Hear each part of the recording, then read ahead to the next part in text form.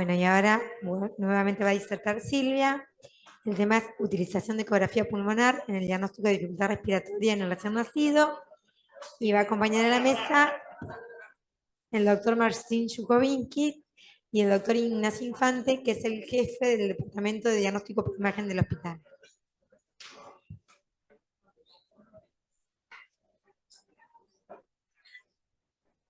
Si quieren nos vamos después de esto porque esta charla deja... Y es mucho más difícil todo esto que el manejo del shock, porque la verdad que en el shock uno pone una droga, hizo efecto, no hizo efecto y se va. Esto es un camino que empieza y que nos va llevando a todos. Es muy difícil todo este proceso realmente cuando uno tiene que enfrentarse a estas situaciones, porque esto decía la enfermería, los médicos, la familia, interconsultores, nos lleva a nosotros en este proceso, es de mucha carga emocional. Sí. Y no termina al otro día, y no termina cuando termina la guardia, ni cuando termina la pasiva, a veces lleva semanas, así que es intenso. Bueno, volvamos acá. Un poquito para hablar de la utilización de la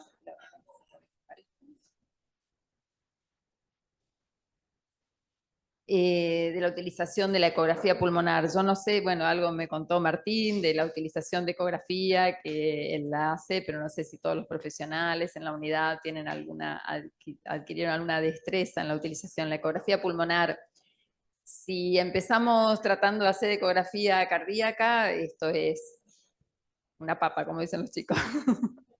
Pero bueno, hay que hacerla para entenderla, para adquirir destreza, para saber qué estamos viendo, ¿sí? Yo traté de hacer un resumen de las cosas más importantes, de lo que podemos ver cuando apoyamos un transductor en un recién nacido y después hacer una correlación con las patologías más prevalentes de los recién nacidos. Bueno, incluso si hoy entra un ecografista acá y nosotros le decimos que estamos haciendo ecografía del pulmón, se da vuelta y se están todos locos, se van. El doctor es ecografista. Pero realmente es así, los ecografistas en nuestro hospital descreen de la información que nos da la ecografía. Pero bueno, pasito a pasito van tratando de por lo menos mirarlo, tratando de entenderlo. Pero así fue en el mundo. Es más, los libros de Harrison de Clínica de Medicina Interna todavía siguen diciendo, no, ahora ya no, pero hasta hace 10 años atrás decían que la ecografía pulmonar no se utiliza para el estudio de las enfermedades pulmonares, sí, las de la pleura, derrame, todo lo que sea, pero nunca fue un método para la utilización de diagnóstico de patologías pulmonares, ¿sí? A partir de que el doctor Lichtenstein en 1989 en una UCIN de adultos, porque como la mayoría de las cosas siempre vienen de adultos y va bajando la edad pediátrica y después a neo, entonces decidió que el pulmón se podía utilizar, se podía hacer diagnóstico de patologías pulmonares a través del ultrasonido. Me molesta un poquito. ¿Y dónde entonces es útil la ecografía pulmonar? Y es útil en todo lugar, en cualquier recién nacido, prematuro, de término, lo podemos utilizar en la sala de partos, lo podemos utilizar en la unidad de cuidados intensivos y a partir de las imágenes podemos hacer diagnósticos y tratamientos inmediatos, ¿sí? La característica que tiene la ecografía pulmonar es que está basada en artefactos, ¿sí? Si nosotros ponemos el ecógrafo en el hígado, en el riñón, vemos que el órgano nos devuelve ecos y nos puede decirse al ser un órgano sólido, con contenido líquido, pero que está un quiste, por ejemplo, ese rayo de ecografía nos devuelve una imagen que es una imagen real, ¿sí? El pulmón es aire, mezcla de aire y agua. Entonces, esa imagen no es real. Lo que vemos nosotros por debajo de la pleura son artefactos, ¿sí? Y esos artefactos siguen todas las leyes que sigue el ultrasonido, sufren todos los fenómenos de reflexión, refracción, dispersión, absorción, ¿sí? Y eso también va produciendo atenuación en el pasaje del ultrasonido. Pero igual a nosotros mucho esto no nos importa porque nosotros necesitamos ver solamente un poquito de lo que hay por debajo de la pleura, ¿sí? Porque todos los artefactos se generan en la pleura, ¿sí? Y la gran mayoría de las patologías del recién nacido están en contacto con la pleura. Si tenemos derrames, si tenemos neumotórax, si tenemos enfermedad de membrana hialina, síndrome de dificultad respiratoria, una taquipnea transitoria, neumonía, consolidaciones, atelectasias, todo eso está relacionado a la pleura. Entonces vamos a poder diagnosticar esas patologías. Esta es una imagen que nosotros vamos a ver cuando apoyamos el ecógrafo en el tórax de un neonato, ¿sí? Tenemos acá la cabeza. Sí, tenemos nuestro paciente está en decúbito supino, eso también siempre hay que determinar la posición del paciente. Apoyamos nuestro ecógrafo acá con el notch puesto hacia cefálico, acá tenemos la cabecita del bebé, acá los pies. Lo que vemos es tejido celular subcutáneo, las costillas, las sombras costales, la línea pleural, que es esta línea hiperrefringente, y todo lo que vemos por debajo ya son artefactos creados por esta gran diferencia de densidad entre el tejido el celular subcutáneo y el pulmón con predominantemente aire y agua por debajo de la línea pleural, ¿sí? Entonces, esta va a ser la imagen que nos va a devolver el ultrasonido. Esta también es una imagen de ultrasonido en un pulmón, y la diferencia entre las dos es que este pulmón tiene un poquito más de agua en su intersticio y alvéolos, ¿sí? Si ustedes van ahora a la neo y agarran un ecógrafo, van a ver esto en sus pacientes. Estos son los 4 artefactos básicos y que podemos describir ahora, que son las líneas A, las líneas B, el deslizamiento pleural y las consolidaciones, ¿sí? Líneas son líneas horizontales que nacen de la pleura y no es más que un artefacto de reverberación que se produce al chocar los haces de ultrasonido con la pleura y devolver esas imágenes, ¿sí? Son artefactos. Acá nosotros no vemos el parénquima pulmonar, vemos solamente un artefacto, es un efecto de reverberación. Si vemos en esta imagen lo que hace el haz de ultrasonido, va atravesando las diferentes estructuras, cuando llega a la pleura encuentra aire por abajo y todos los haces de ultrasonido son rechazados y no se genera ninguna imagen, solamente esta imagen de artefacto. Así es como vamos a ver acá un poquito más mejor explicado. Tenemos la piel, celular subcutáneo, los músculos, las costillas, sombras costales, y estas son las líneas A. Y si medimos, vamos a ver que la distancia entre la pleura y la piel es la misma que estas distancias entre cada una de las líneas A, ¿sí? La diferencia entre esta imagen y esta otra es que acá tenemos puesto el transductor en sentido longitudinal y acá podemos ver toda la extensión de la pleura porque tenemos el transductor entre una zona intercostal, ¿sí? Entre costillita y costillita, ahí pusimos el transductor y vemos toda la extensión de la línea pleural. Pero la imagen de líneas A es la misma, ¿sí? Acá tenemos otro ejemplo, entonces la línea pleural y las líneas A en esta posición del transductor y del paciente. Esta es una posición del transductor oblicuo donde podemos ver. Esto es a gusto del consumidor. Una vez que uno ya se hace la mano con determinadas, la posición oblicua es un poco más difícil de lograr, sobre todo si el tórax del bebé es muy pequeñito, pero una vez que uno puede, porque no es que yo pongo con el as hacia abajo, con el as hacia arriba, tengo que tocar la costillita adelante y atrás y ahí poner el transductor. Después, el segundo fenómeno que tenemos, más común que encontramos, son las líneas B. Las líneas B son líneas verticales que nacen en la pleura, siempre a partir de la línea pleural, ¿sí? Que descienden hasta el fondo de la pantalla, que borran las líneas A, ¿sí? Y nos dice que en ese pulmón hay agua pulmonar intersticial, puede haber aumento de la celularidad o pérdida del contenido de aire, ¿sí? Y a esto se llama síndrome intersticial, ¿sí? Ahora, cuando ya tenemos aparición de múltiples líneas B que llenan toda la pantalla, como la primera imagen que les había mostrado, hablamos de síndrome intersticio alveolar. No solamente el intersticio tiene agua, sino también el alvéolo. Cuando el alvéolo está lleno o no tiene aire, bueno, eso es característico, vamos a ver después con el síndrome de distrés respiratorio. Esta también puede ser una imagen de un recién nacido, por ejemplo, de pocas horas que encontremos ese patrón. Se dice que el ecógrafo es el densitómetro del pulmón porque nos puede ir mostrando, como vimos, si tenemos un pulmón lleno de aire, ¿sí? a un pulmón con aparición de líneas B más confluentes y predominantemente un pulmón que tiene solamente líneas B confluentes, ¿sí? Esto no es ni 100% aire ni 100% agua. Si fuera 100% aire, acá tendríamos un neumotórax, pero vamos a ir viendo otras características para descartar luego neumotórax, y si fuera 100% agua tendríamos un derrame. Pero bueno, como para ir, esto es muy importante, ustedes ahora van y apoyan el transductor en un tórax de un recién nacido y van a poder ver el grado de aireación que tiene ese bebé. Bueno, esto fue descrito en un tiempo, ya hace bastante, por Volpicelli, donde asemejaba a la imagen de Narciso en el cuadro de Caravaggio, donde decía justamente, hablaba de este fenómeno de reverberación, que cuando dos medios tienen muy diferente densidad, se forman esta imagen en espejo que devuelve al transductor, y que lo que vemos nosotros por debajo de la línea pleural solamente es el reflejo en espejo de lo que está por debajo. Ahora ya cuando por debajo de la línea pleural tenemos predominio de agua, entonces la imagen va a ser diferente y la vamos a ver diferente. El deslizamiento pleural o landsliding o planeo es otra característica que tenemos que ir a buscar en el pulmón del recién nacido, ¿sí? Es este pequeño movimiento que sucede en inspiración y expiración, que es bueno hacerse el ojo, porque en algún momento, si eso no sucede, va a captar nuestra atención. Si nosotros esperamos encontrar que la pleura desliza, que aparecen algunas líneas a partir de la pleura, de repente cuando no tenemos esto, ojo, puede estar sucediendo otra cosa.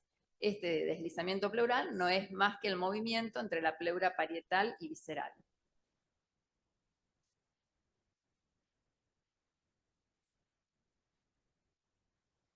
Pasada. Ahí vamos. ¿Sí? Ahí tenemos otra imagen similar. ¿Y qué nos dice esto? Que el pulmón está en contacto con la pared torácica, porque pleura visceral y parietal están juntas, y que ese pulmón está funcionando, ¿sí? Porque también si estuviera quieto nos diría, no haría el movimiento inspiración-expiración, ¿sí? Es un movimiento muy sutil y nos puede dar mucha información. Y el cuarto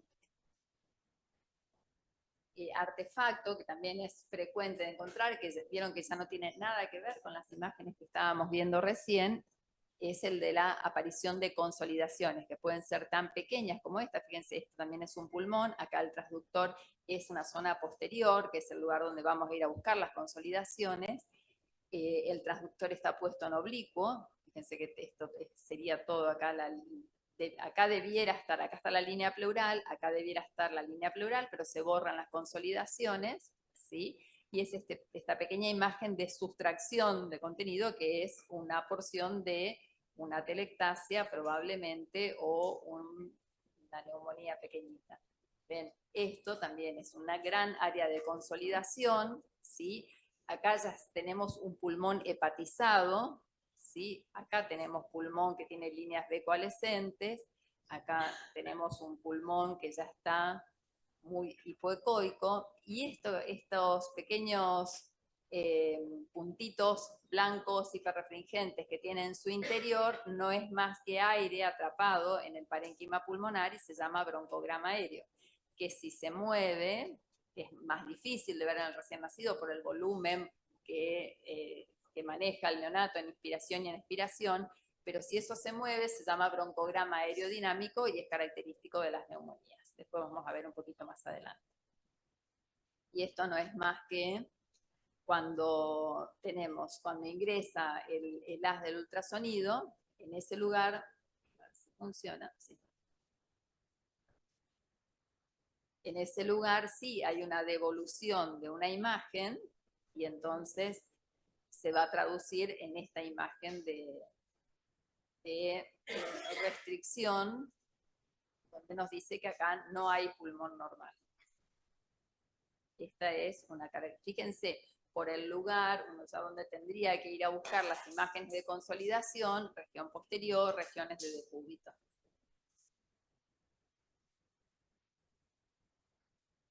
Tenemos otras imágenes de consolidaciones. ¿Qué le pasa acá? En alta frecuencia, claro. Y tenemos una imagen de consolidación. ¿Y esto negro? Ah, es el error. El aire no se ve. El aire es lo que ven por debajo de la pleura es artefacto. Si tenemos esto es líquido, es un derrame, ¿sí? Entonces, una consolidación con derrame. Pero eso nos pasó a todos. Si vemos negro ahí, decimos es aire. No. En otras imágenes, negro puede ser aire, no en esta, ¿sí? Esta es una imagen de un adulto, y esto es lo que yo les decía del broncograma aerodinámico, que es mucho más fácil de ver en un adulto, es difícil en el recién nacido por el volumen que maneja. Esto es un bronquiolo, y ven cómo el aire se mueve dentro del área de consolidación. Bueno, vamos avanzando. Bueno, tenemos en la ecografía pulmonar restrictiva, hay muchos signos descritos en el libro de Lichtenstein, tenemos patrones de la A a la Z, y muchos de estos signos también están descritos en neonatología. Entonces llamamos el patrón de línea A, donde hay líneas A predominantes, el patrón intersticial, el patrón intersticio alveolar y aquel que tiene patrón intersticio alveolar de consolidación, y cada uno de estos patrones se correlaciona con diferentes entidades. Por ejemplo, ahora vamos a ver acá, fíjense este patrón, tenemos líneas A en la parte superior, acuérdense que acá estaba la cabecita del bebé, acá los pies, y líneas B coalescentes en la parte inferior, y este signo de diferencia entre uno y otro campo se llama doble punto pulmonar y es característico de la taquipnea transitoria del recién nacido. Este es un patrón de consolidación como este que podemos encontrar en el síndrome de dificultad respiratoria. Esto, bueno, son lesiones quísticas. Y entonces, para repasar, hasta el año 2015, los neonatólogos que hacían ecografía clasificaban el patrón de aireación pulmonar en tipo 1, 2 y 3. El tipo 1 era la presencia de líneas B coalescentes, como esto, era el pulmón totalmente blanco. El B, o tipo 2, era el de patrón intermedio, intersticial intermedio, y el tipo C era el predominio de líneas A. Después del 2015, la doctora Brad desarrolla el score cuantitativo, y que es el que se utiliza ahora para el diagnóstico, por ejemplo, no solamente para el diagnóstico, sino para determinar si un paciente necesita surfactante o no, para grados, para probabilidad de desarrollo de displasia broncopulmonar, por ejemplo, ¿sí?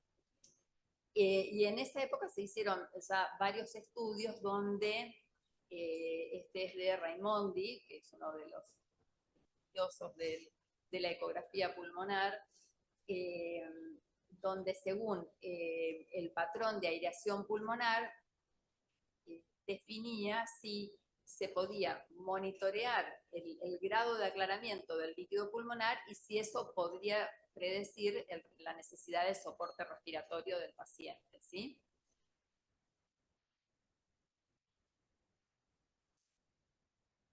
Este patrón de consolidaciones, y después vamos a ver, según los grados de aireación, qué decisiones podemos tomar en cuanto a las patologías. ¿Qué equipo usamos para ecografía pulmonar en neonatología? ¿Hay alguno especial? No, Lichtenstein dice que tenemos que usar el más viejito que tengamos, el que tenga menos accesorios, menos arreglos, no usar armónica, es el de que tenga una buena definición, exactamente, pero no es necesario ningún equipo sofisticado para realizar una ecografía pulmonar. Y es mucho más sencillo también en el recién nacido que en el adulto, ¿sí? Y el transductor que utilizamos es el transductor de alta frecuencia, que es un transductor que tiene buena resolución, no necesitamos mucha penetración, porque aparte los recién nacidos son pequeñitos, el tamaño del tórax, con que tengamos 2 o 3 centímetros por debajo de la pleura está bien, porque lo que nosotros queremos ver es la pleura y lo que está inmediatamente por debajo. No vamos a ver una lesión, por ejemplo, de consolidación periliar, porque antes, si el resto del pulmón está sano, está lleno de aire y eso nos va a impedir que veamos lo que está por debajo, ¿sí? Entonces, un transductor lineal nos viene hermoso. Características. Cuando nosotros hacemos una ecografía del corazón, hacemos el corte y vemos qué cámara estamos viendo. En ecografía pulmonar, como el pulmón es todo igual en toda su extensión y adelante y atrás, nosotros tenemos que poner en cada uno de los cuadros a qué lugar nos estamos refiriendo, si es anterior, superior, inferior, posterior, derecho, izquierdo. Entonces, nuestra ecografía tiene que ser así, ordenada, sistemática y completa. Y poner la referencia de todos los lugares donde estamos investigando. Y de acuerdo a los diferentes, que ahora son 3 los scores de aireación que más se utilizan y que, sobre los cuales hay más publicaciones de estos patrones de aireación, este fue el primero publicado en 2015 por la doctora Brad, donde explora la región anterior y superior, anterior e inferior y la región lateral.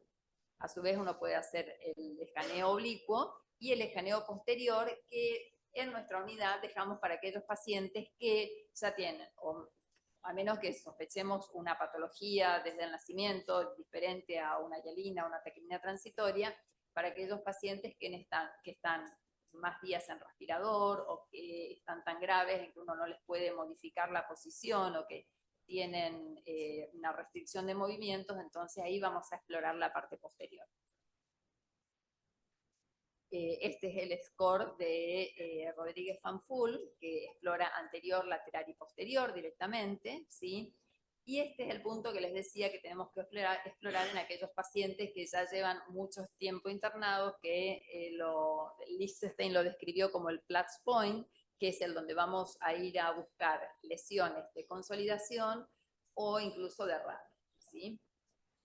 Y hay un score más extendido, nuevamente, donde cada una de estas regiones anteriores, laterales y posteriores las dividen en superior e inferior. Es en un recién nacido de 1 kilo, de 2 kilos, hacer esto cuando ya nuestro transductor nos abarca todo el área, no tendría mucho sentido, pero quizás para los pacientes más grandes sí. Y que es este score con esta tablita donde divide cada una de las regiones y estos serían los grados de aireación, porque para cada uno de estos patrones hay un grado de aireación, ¿sí? Esto es más, se utiliza en adultos y en niños. Pero bueno, les cuento que también está y que también está descrito para neonatología, ¿sí?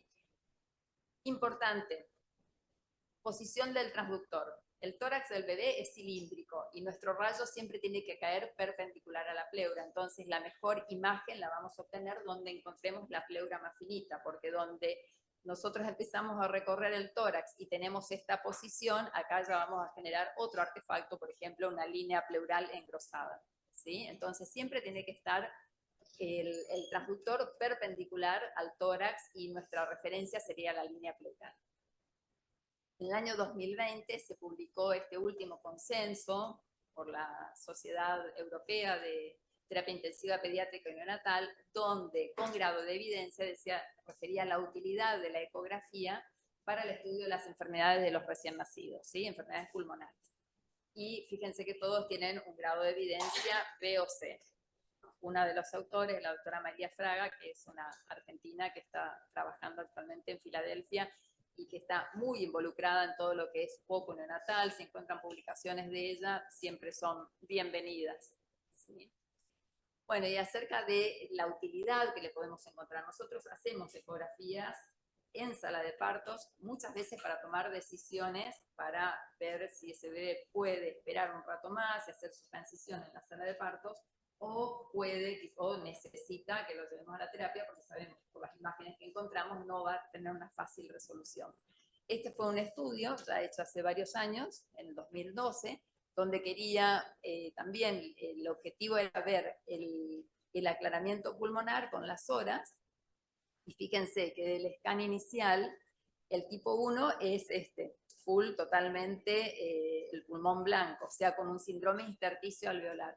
Y a medida que corren las horas, eso se va aclarando, y a las 36 horas la mayoría de los pacientes tenían el pulmón totalmente aireado. Pero de esos 14 pacientes que habían tenido este patrón de aireación, el tipo 1, los 14 que tuvieron tipo 1 y 4 del tipo 2 fueron ingresados a la UCIN, ¿sí? Y 4 lactantes de eso ingresaron a ventilación mecánica, con lo que es predictora del grado de aclaramiento pulmonar.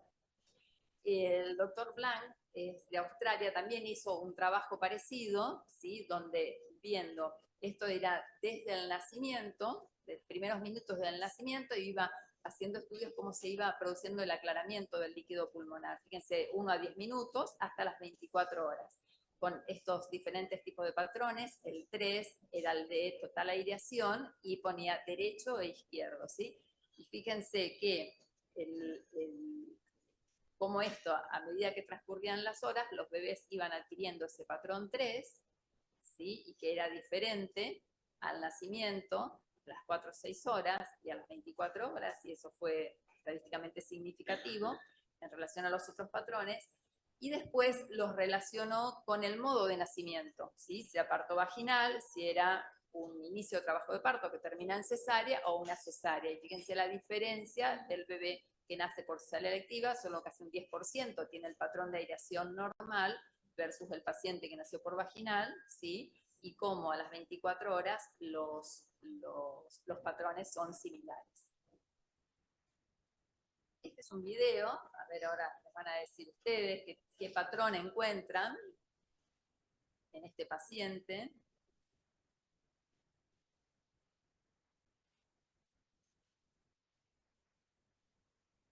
Es un bebé cercano al término, les doy una ayudita.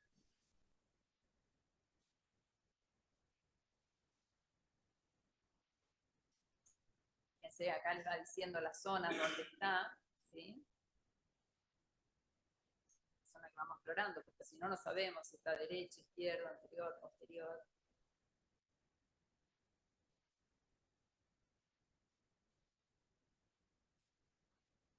No le vamos a poner score, pero ¿qué les parece que puede ser?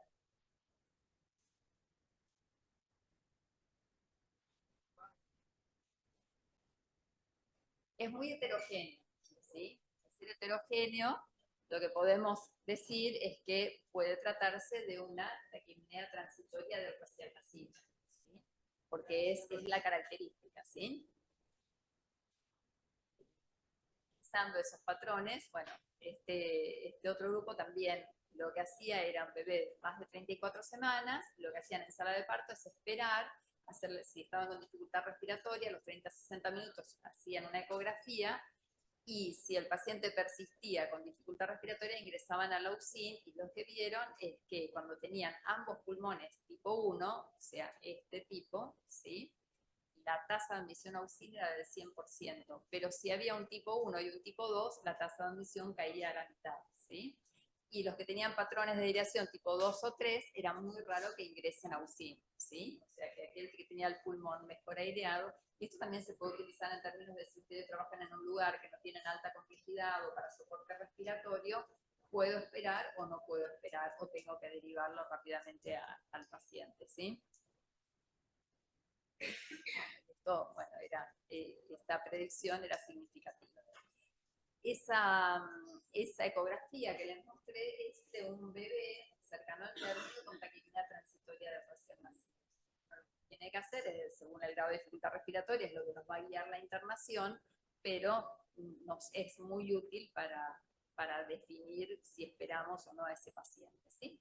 La característica de la taquipnea transitoria es esto, que se alterna pulmones que hemos visto que tienen líneas B coalescentes con áreas mejor aireadas, ¿sí? Puedo no ver alteración de engrosamiento de la línea pleural.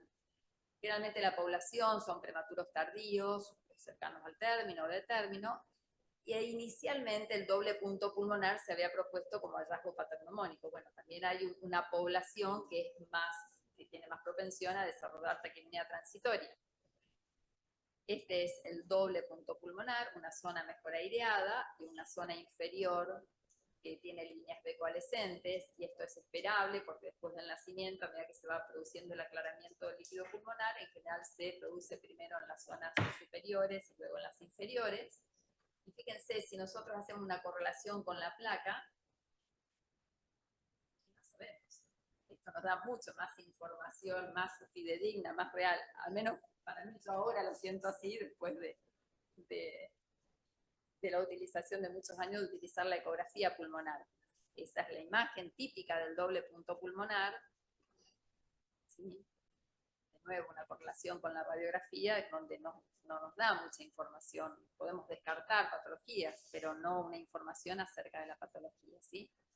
En su momento, Copetti y Catarossi habían propuesto como que era, si bien era el patognomónico, hacía el diagnóstico, era la sensibilidad y especificidad era de 100% para la taquipnea transitoria. En un estudio más reciente, en el año 2019, Raimondi, estudiando a todos los pacientes con taquipnea transitoria, en un periodo de tiempo, vio que solamente un poquito menos de la mitad presentaba el doble punto pulmonar. Pero bueno, no era excluyente. Si está, es diagnóstico. Cada vez hay más publicaciones de la utilidad de la ecografía pulmonar en neonatología, ¿sí? Esta es una revisión de taquipnea transitoria. Este señor tiene publicaciones muy interesantes en todo lo que sea respiratorio, y en una de sus recomendaciones, bueno, habla del uso de la ecografía pulmonar, que es una herramienta emergente, ¿sí? Y de las características que presenta en la ecografía, ¿sí? Y habla del doble punto pulmonar, ¿sí? Y que esto nos permitiría a nosotros hacer diferencia del uso de la ecografía, por lo menos entre la dificultad respiratoria del recién nacido y la taquipnea transitoria. Y podemos hacer diagnóstico diferencial porque la taquipnea transitoria se caracteriza por las cosas que estuvimos diciendo, y el síndrome de dificultad respiratoria tiene otras características únicas, que tenemos un pulmón mal aireado global con ausencia de líneas A, puede haber estas consolidaciones subpleurales, pero el pulmón es blanco difuso con líneas B confluentes. Y esto pasa porque la dificultad respiratoria, la enfermedad renal hialina, es una enfermedad global del pulmón, no es parcheada, no es que tengo hialina en el lóbulo superior y en el inferior y no tengo en otra parte, ¿sí? Y entonces, bueno, fueron haciendo estudios diciendo que el pulmón blanco con las consolidaciones subpleurales eran las características claves de él, y cuando el pulmón presentaba todas estas características, la sensibilidad y especificidad era del 100%, ¿sí? Estos son imágenes claras de pacientes con síndrome de dificultad respiratoria del prematuro. Fíjense, esta imagen es muy característica, y fíjense con la inspiración, expiración, el pulmón se colapsa más al perder el aire y se atelectasia en las zonas subpleurales. Esto también muy chiquitito porque el bebé es muy prematuro, pero esta es una imagen característica de la dificultad respiratoria del prematuro. Es bastante sencillo de ver, ¿sí? Si tenemos el paciente con determinadas características, bueno, y estos grados de aireación, estos patrones de aireación son los que han llevado al grupo del doctor De Luca. Bueno, fue la primera publicación de la doctora Brad en cuanto al score de ecografía pulmonar, ¿sí? Donde va relacionando en las tres áreas, anterior, superior, inferior y lateral, y según el grado de aireación va teniendo el patrón. Patrón 0, cuando full líneas A; patrón 1, cuando tenemos un intermedio, cuando hay presencia de líneas B, pero que podemos tener líneas A; el 2, donde tenemos las líneas B confluentes; y el 3, donde tenemos consolidaciones ampliadas, ¿sí?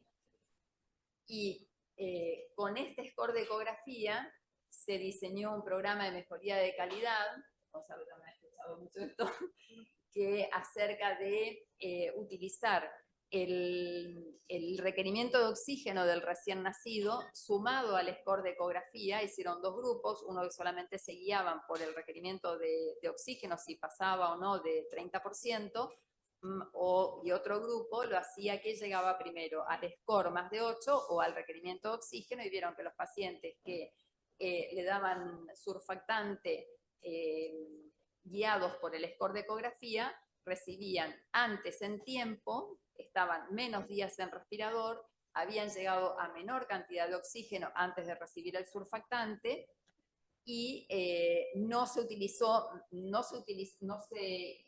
hicieron más tratamientos con surfactante de los que se hacían con la modalidad anterior, ¿sí? Y son terapias de Francia y de Alemania donde ahora utilizan esta modalidad para la administración de surfactante. Este es un estudio parecido, pero hecho en España, donde también sumaban el score de ecografía para la administración de surfactante y vieron que el grupo que recibió que se hizo el diagnóstico por ultrasonido, recibió surfactante antes, 1 hora de vida versus 6, con menor FiO2 y menor CO2.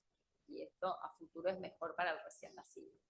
Esta es una imagen de que es un bebé más grande, 35 semanas, 2,4 kg, que está en CPAP por una dificultad respiratoria secundaria a un nacimiento prematuro por acretismo placentario, y fíjense las imágenes que tiene. Fíjense también la radiografía, donde la información es poco clara, podemos decir.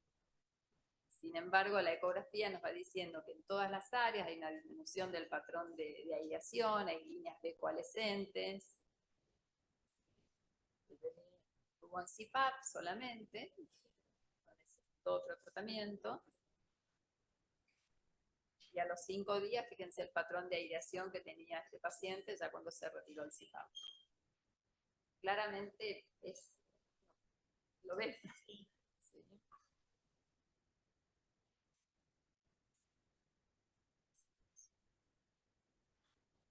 Esta es una hialina con este patrón de ecografía, líneas decoalescentes, no hay ninguna línea A, y estas son las consolidaciones subpleurales que nos hablan en la descripción del score.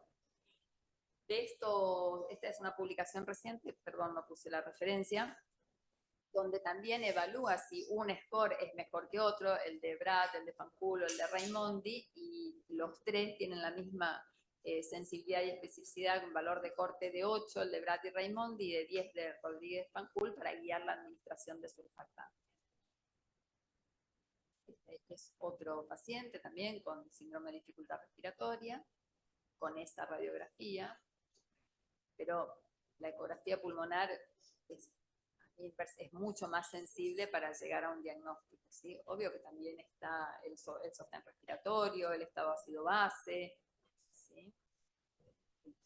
Lo que necesita el paciente. Bueno, y esta es la descripción del score: 0, el que está totalmente aireado; el score 1, el que tiene edema intersticial; el 2, el que tiene edema intersticial alveolar; y el 3, el que tiene las atelectasias subpleurales con broncograma. Bueno, Pocus también nos dice que la ecografía es útil para detectar neumonía. ¿Sí? Nos dice que haya un umbral definido para el tamaño de la consolidación, pero realmente es muy útil, porque sobre todo las neumonías son posteriores, por eso el lugar donde vamos a ir a buscar las lesiones que son gravedad dependiente van a ser en la región posterior para derrame, consolidaciones, y cuando buscamos neumotórax vamos a ir a ver la parte del tórax que está más arriba, ¿no? Porque depende también del decúbito del bebé. ¿Dónde buscamos neumonía? En la región posterior, ¿sí? Esa zona. Si no podemos mover al bebé, por lo menos podemos levantarlo un poquito, a veces no es necesario pronarlo totalmente, pero con ligeros movimientos podemos tratar de amañarnos para introducir el transductor y poder ver las regiones posteriores. Generalmente las paravertebrales es donde más encontramos las lesiones de consolidación, y podemos ver estas imágenes. Las características son estas, que no hay línea pleural, o es diferente, vemos la zona de consolidación, vemos un síndrome intersticial por debajo, y esto es lo que se llama una línea fractal, ¿sí? Que es el lugar que diferencia la zona de consolidación con la zona de pulmón, que en ese caso está con aumento de las líneas B.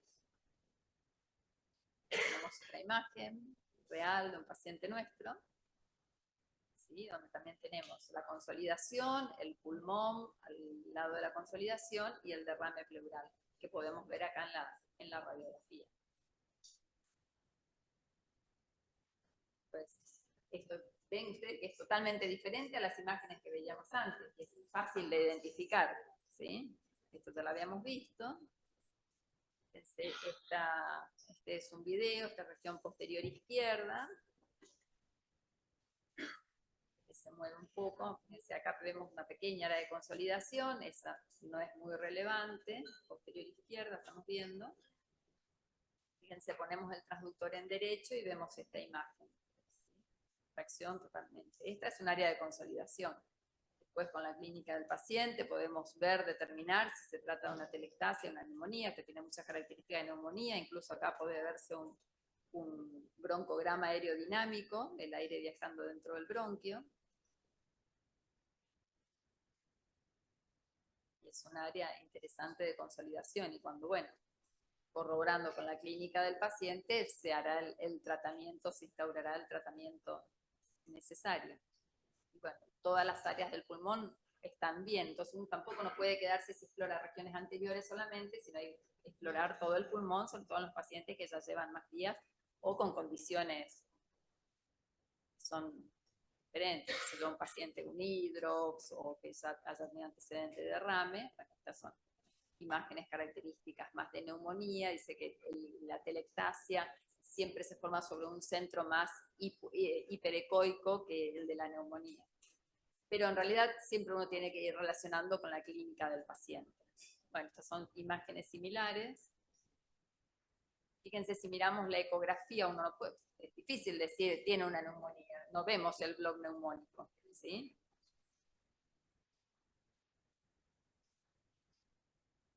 Eso, bueno, hay estudios que hablan de la sensibilidad y la especificidad de la ecografía. Después, bueno, este es un ejemplo, un paciente de 21 días, ¿sí? 39 semanas, 1,7 kg por quirúrgico cardiovascular, que estaba con CAFO a 2 litros por kilo y con una dificultad respiratoria tolerable, ¿sí? Inicia parenteral, hacia 3 días, tiene puesta una vía femoral derecha, y el paciente una mañana empieza con aumento del tiraje, mala entrada de aire a predominio izquierdo, desaturación, se solicita la placa y se realiza ecografía, y esta es la placa anterior del paciente, y como eran las 9 de la mañana y estaba el radiólogo, le hacemos esta placa. ¿Y qué hacemos? Nosotros llamamos al kinesiólogo. ¿Es un derrame o es una atelectasia? Y bueno, entonces le ponemos el ecógrafo ahí, cuando se fue el radiólogo, le ponemos el ecógrafo, y el chico tenía un gran derrame con un pulmón colapsado. Fíjense, esta es la lengüeta del pulmón que está nadando en el derrame.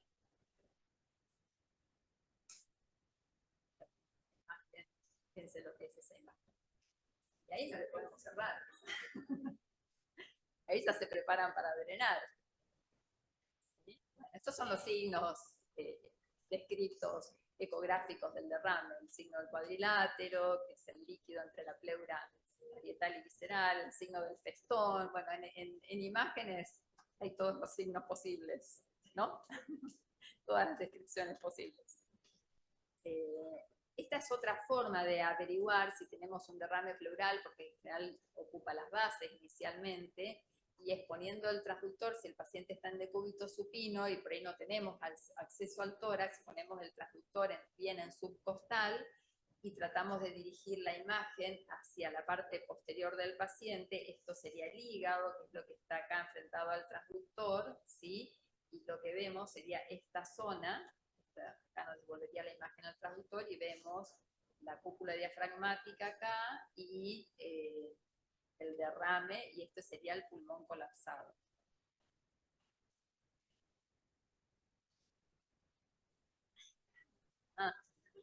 Bueno. Y después, este es como también el miedo que nos pasa en la neo, ¿no? Que el paciente tenga un neumotórax, sobre todo si es un neumotórax de tensión que descompensa al paciente. ¿Qué tenemos acá? Esta no es una foto, pero puede ser, podemos hablar de un pulmón totalmente aireado, ¿sí? Pero si vemos este video, tenemos acá un pulmón totalmente aireado, solamente líneas A, sin ninguna línea B.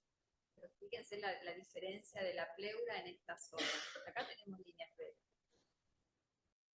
Acá no hay ninguna línea B, no se mueve la pleura. Entonces, para diagnóstico de neumotórax tenemos la ausencia del deslizamiento pleural. Es como que hay un movimiento en bloque, pero no hay un movimiento de la pleura. Acá hay un movimiento de la pleura, ¿sí? La ausencia de líneas B en la zona del neumotórax, ustedes ven acá, con líneas B coalescentes, y en esta zona Y entonces te dicen, es igual que el doble punto pulmonar. No, el doble punto pulmonar, acá la pleura se mueve. En cambio, en el neumotórax la pleura no se mueve porque no está en contacto una pleura con otra, ¿sí? Y otro signo es la ausencia del signo del pulso, que es la transmisión de los sonidos cardíacos. Fíjense, y el signo positivo del neumotórax es la presencia del punto pulmonar, no doble punto. Este es punto pulmonar, que es el sitio donde una porción de la pleura está en contacto con el pulmón y la zona del neumotórax donde tenemos líneas A exclusivas, acá tenemos línea B coalescentes y ya viene la explicación de por qué, dónde estamos. Bueno, esto si ponemos el modo M en el equipo, vamos a ver que la zona que tiene el escape de aire se ve diferente a la zona donde tenemos pulmón normal y se describe como en modo M, cuando hay neumotórax, el signo de la estratosfera o el código de barra, y cuando tenemos pulmón normal, el signo de la orilla de la playa. Bueno, es muy útil esto también en términos de cuando vamos a revisar al paciente. El punto pulmonar está en este lugar, entonces vemos que hay una colita de pulmón que cuando se expande y expira el bebé se mueve, y el área donde tenemos solamente las líneas A es esta zona donde solamente tenemos aire por debajo de la pleura, ¿sí? Y esto nos puede ayudar también a nosotros para ver si ese neumotórax se puede poner más atención, hacer más grave, o se queda en el mismo lugar. De acuerdo al lugar donde está ese punto pulmonar, podemos determinar la función del neumotórax, ¿sí? Fíjense, este paciente son prematuros grandes, después de un sostén respiratorio inicial, desarrolla un neumotórax. Bueno, ustedes ya están así, cada vez quedan poquitos, yo puedo seguir hablando, nos falta un montón, pero la ecografía, además de todo esto que vimos, es muy útil hay muchísimos trabajos para guiar el reclutamiento pulmonar en ventilación invasiva, no invasiva, y es realmente muy útil. Lo empezaron haciendo los anestesistas y realmente ha crecido un montón ese campo. Diagnóstico de displasia pulmonar, poder predecir a los 14 días qué paciente va a tener displasia para instaurar algún tipo de tratamiento, cuidar integralmente al paciente, valorar la excursión diafragmática para ver si ese paciente está en condiciones de ser extubado, más allá de valorar el grado de dilatación pulmonar. No solamente se evalúa la excursión, sino también el grosor del diafragma, y eso hay estudios que están siendo validados en los recién nacidos. Ver edema pulmonar en pacientes con cardiopatías, hernia diafragmática, desde el diagnóstico hasta complicaciones, la posición del tubo endotraqueal, y hemos hecho mucho en pacientes con bronquiolitis, síndrome de aspiración de meconio cada vez menos, pero cada una de las patologías tiene su correlato con las imágenes que vemos por ecografía. Muy bien.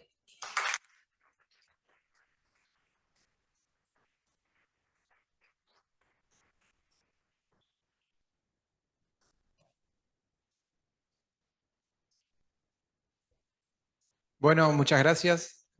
Muy útil la exposición y es algo que de a poco tenemos que ir empezando a familiarizarnos, ¿no? Para tener más herramientas en el tratamiento de nuestros pacientes. Ignacio, ¿algo para comentar? ¿Qué tal? Sí, bueno, desde el punto de vista de imágenes, podría ser el comentario que yo hice primero pediatría y después hice diagnóstico por imagen en Garrahan. Allá por el 2016, cuando fui, la verdad es que tampoco uno estaba muy formado en estas cuestiones. Entonces, por ahí para aclarar que quizás esto viene más de la rama del intensivismo, de la rama de la ecografía que estudia el intensivismo. Entonces no es extraño, que no les tiene que parecer raro que por ahí si le piden a alguien que viene de la rama de diagnóstico por imágenes, quizás no lo conozca completamente. Si bien técnicamente es sencillo, porque es algo que cuando uno ya viene de la radiología se entiende más fácil que si viene del ANEO, es una cuestión que por ahí se tiene que tener en cuenta. Así que yo veo muy positivo, me parece que el neonatólogo se anime a agarrar el equipo, a empezar a explorar, porque muchas de estas cuestiones se tienen que hacer en el momento, ¿sí? Entonces a veces operativamente siempre depende del hospital. En nuestro caso, por ejemplo, tenemos la mayoría del plantel a la mañana y en general después hay guardias pasivas, entonces eso específicamente para algunas de las cuestiones donde hay que tomar la conducta en el momento, creo que es muy positivo que el neonatólogo se anime y que la ecografía se convierta como el estetoscopio en una herramienta más que pueda usar en el momento que lo necesita para determinadas conductas. Y bueno, después lógicamente como servicio podemos ayudar a ver las imágenes, a interpretar. En ese sentido me parece que es muy bueno. Y bueno, después con respecto al equipo que tenemos acá en el hospital, eso como explicaba la doctora, se puede hacer perfectamente. Tenemos el lineal, tenemos el convexo también, pero en general el lineal que se necesita y no van a tener ningún problema. Así que bueno, en general es un poco eso. ¿Cómo? Es un saote. Es saote. Pero bueno, es un poco lento hasta que se prende y demás, ya lo habrán visto. Pero bueno, en general es un equipo que le va a servir muy bien. Tiene Doppler, si bien el Doppler, bueno, en este caso demasiado no se usa, quizás a veces en las neumonías, necrotizantes, digamos, uno puede usarlo al Doppler, pero ya sería otra cuestión, y lo mismo por ahí en lo que se llama malformaciones pulmonares y demás, pero es otra cuestión.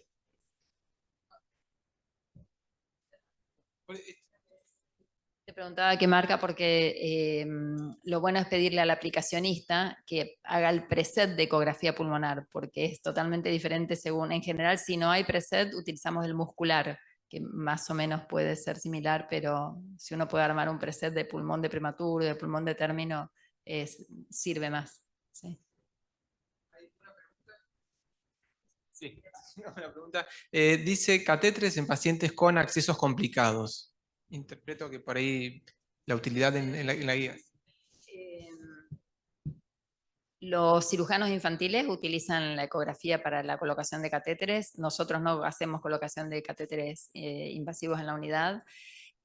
Hacemos verificación de la ubicación en el catéter venoso. En la arterial también se puede, pero generalmente es el que más frecuentemente queda mejor posicionado. Y en el venoso nos guiamos por ecografía o cuando no lo encontramos en la aurícula o para retirarlo, como una herramienta sumada a la radiografía todavía, no es el único método, pero para medir precisamente la distancia que tenemos que retirar, utilizamos. Sí, sí tenemos un enfermero que está muy entusiasmado con la colocación de percutáneo, la visualización de las vías para colocación de percutáneo, incluso está colocando unas vías que se llama midline y que está utilizando la ecografía para colocar las vías. Sí.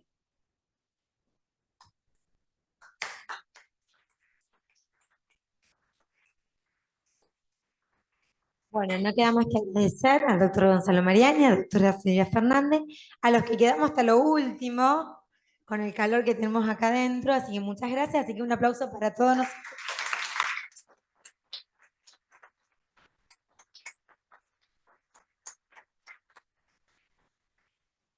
Y a los que quedaron por Zoom también, nos siguen.